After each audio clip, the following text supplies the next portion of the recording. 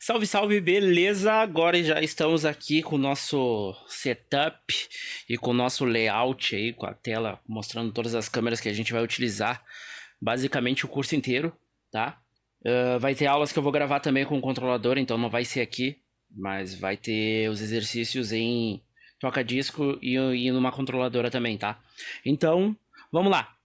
Primeira coisa que a gente vai precisar fazer é se atentar aos detalhes. A gente tem uma série de preparos antes da gente começar a fazer o Scratch propriamente dito ou começar a fazer as técnicas propriamente ditas. Então a primeira coisa que a gente vai precisar entender é conhecer um pouco o equipamento, depois a gente vai fazer um pouco da regulagem e aí sim, por fim, a gente vai ver os arquivos, né? E aí a gente vai dando sequência. Vamos fazendo por partes, que nem o Jack Stripador, tá? Então beleza. A primeira coisa que a gente vai precisar verificar, eu até vou usar essa câmera aqui, é o seguinte, ó. O que a gente vai precisar utilizar do mixer é principalmente esses três botões aqui, ou esses três faders, tá? Então, essa peça principal aqui que faz a ligação do canal 1 ou do canal A para o canal 2 ou canal B, tá? Então, a gente chama canal A ou B, 2, tá? Então, não tem problema.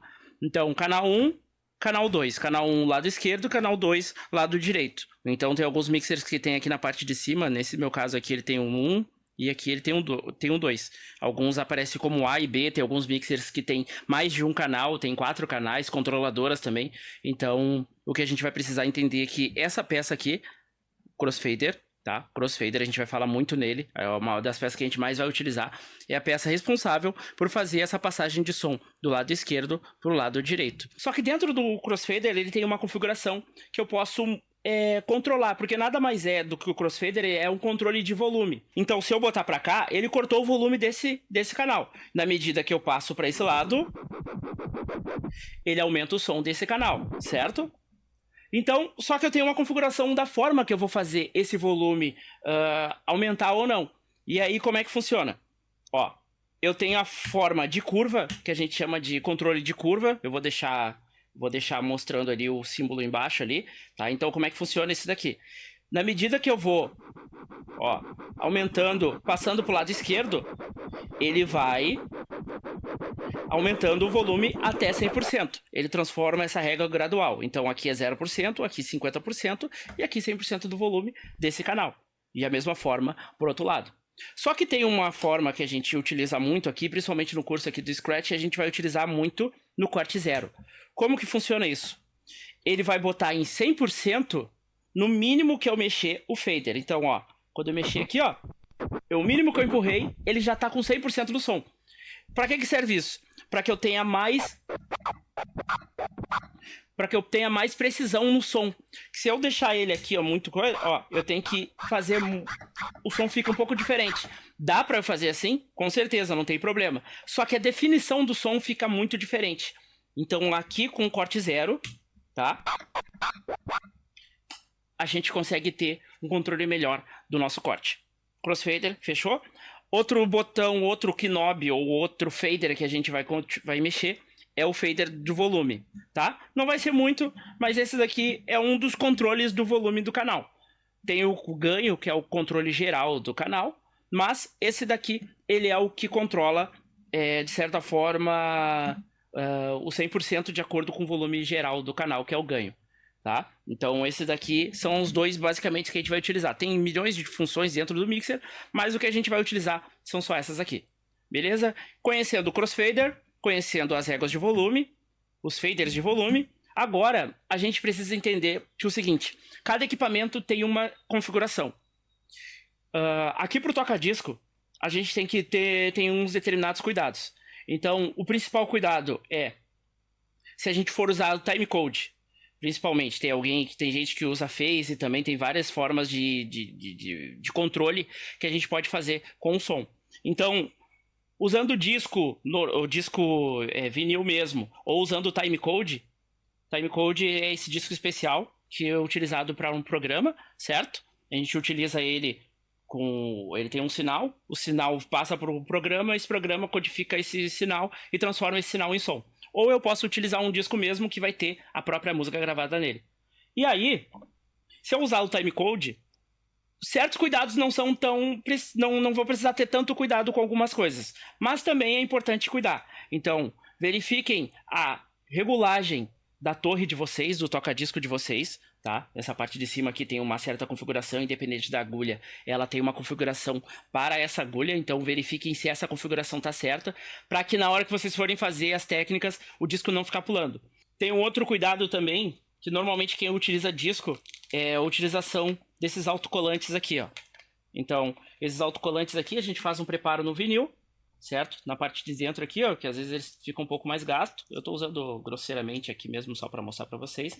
Então, aqui, isso aqui, ele impede que o disco fique dançando e faça menos força para que a agulha pule. Então, isso vai facilitar para que vocês façam as técnicas e não fique pulando o disco e vai ajudar vocês bastante para a progressão da aprendizagem. Outro detalhe que é muito importante também, principalmente para quem utiliza os softwares, tanto controladora como CDJ, até timecode, é o controle da latência do software de vocês. Então vocês vão ter que perceber, vocês vão ter que verificar a configuração de vocês, do notebook de vocês, para ver se isso não vai prejudicar na medida que vocês forem fazendo os scratches, tá? Porque se tiver uma latência muito alta, essa resposta que vocês fazem aqui com a mão, ela é mínima. Mas à medida que vocês for progredindo, vocês vão perceber essa diferença.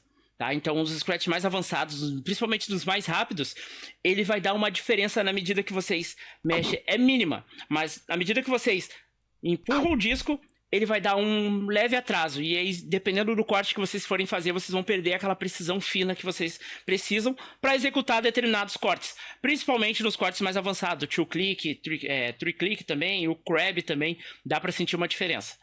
Tá? Então, verifiquem a configuração de vocês, verifiquem se a latência do disco, se vocês que estiverem progredindo e tiverem dificuldade, tá vendo que está trancando demais, verifica se não é a latência que está atrasando vocês, que está prejudicando vocês nesse quesito.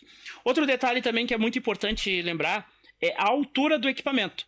Então, nesse caso aqui, para mim tá ok, tá perfeito, na verdade.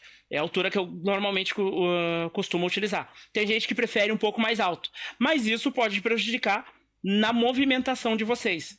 Então, cuidem bastante a altura do treino, que às vezes até isso também vai prejudicar o aprendizagem de vocês. Então, vocês vão estar numa determinada técnica, não estão conseguindo fazer, é porque às vezes está muito alto ou está muito baixo. E aí, se estiver muito alto ou muito baixo, determinadas técnicas vocês não vão conseguir executar da forma que deveria executar.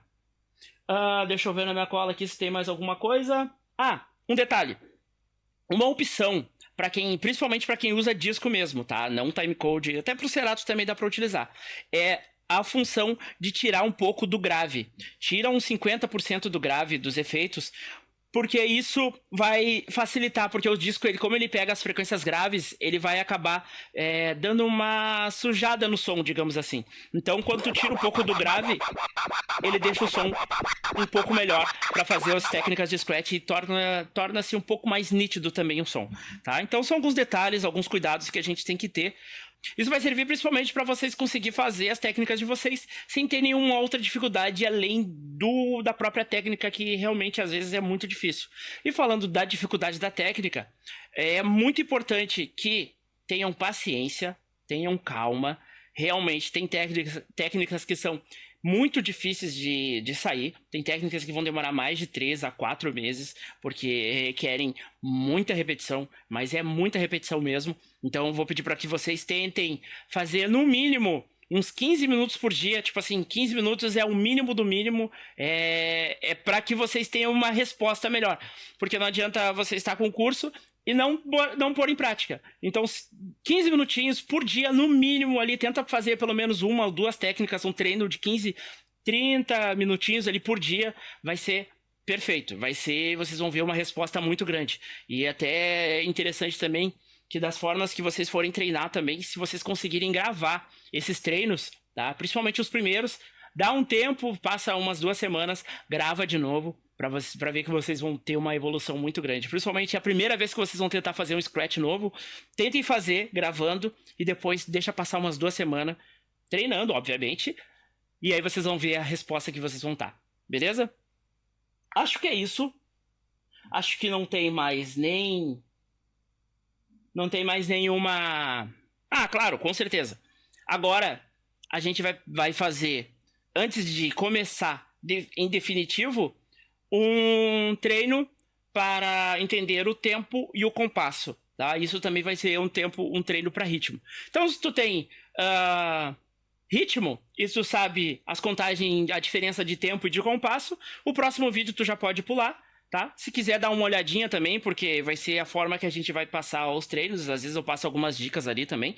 Então, interessante se conseguir, se tiver interesse de dar uma olhadinha, tá? Então, antes da gente começar propriamente dito com o Scratch, a gente vai dar uma olhada no que é o tempo e o compasso.